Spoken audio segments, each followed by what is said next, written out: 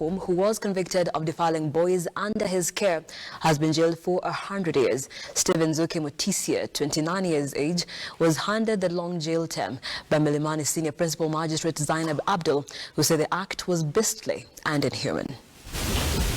The director of a child's home who quoted the Bible while defiling his victims has been jailed to serve 100 years in prison for defiling 4 minors for 6 years. Stephen Mutisia, who appeared before Nairobi Senior Principal Magistrate Zainab Abdul, was slapped with a sentence after he was found guilty of defiling the minors between the year 2010 to 2016. Pursuant to the judgment that was delivered on the 26th of July this year. Mitigation by defense counsel is that the accused is a family man with 1 child and also takes care of other children. He pleaded for leniency and a non-custodial sentence. The prosecutor urged the court to impose a maximum sentence whereby the accused took advantage of the homeless and vulnerable boys and went ahead to defile them.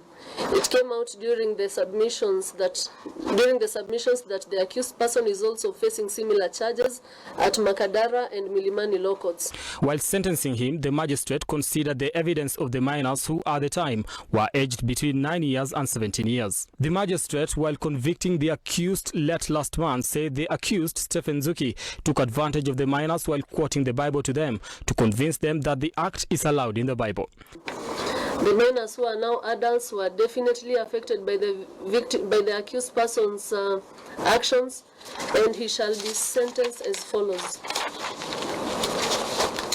In count 1, where the minor was 9 years at the time of the offense, he shall serve 50 years imprisonment. Count 2, where the minor was 15 years, you will serve 20 years imprisonment. Count 3, where the minor was 13 years, you will serve 20 years imprisonment. Count 4, where you were found guilty for the offense of indecent act with a minor, you shall serve 10 years imprisonment. The offenses took place on different dates, therefore the sentences shall run consecutively.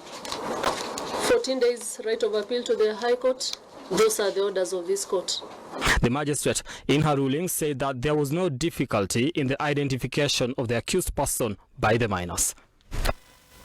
Moving on to election matters. In the aftermath